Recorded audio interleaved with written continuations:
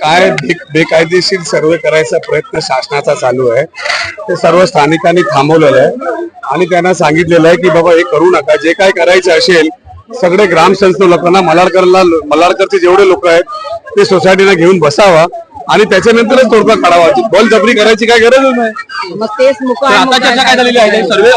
हे झालेलं आहे की सर्वे झालेला नाही त्यांनी असं सांगितलेलं आहे आणि शासन याच्यावरती निर्णय झाल्यानंतर ते पुढे येतील असं पोलिसांनी आम्हाला आश्वासन दिलं आहे.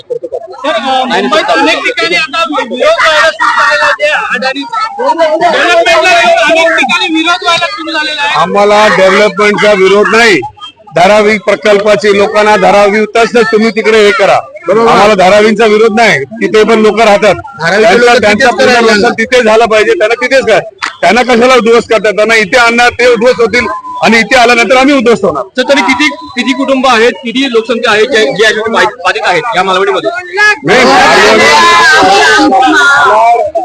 मालवणीमध्ये ऑलरेडी 3.5 लाख पेक्षा जास्त मतदार आहेत.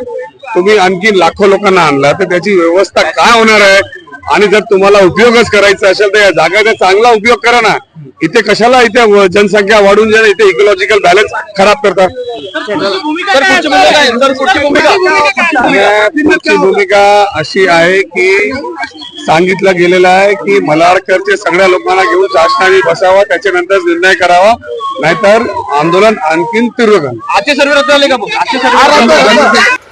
नवीन घडामोडी पाहण्यासाठी आजच आम्ही मुंबईकर 24 तासला लाईक करा, सबस्क्राईब करा आणि अपडेट रहा.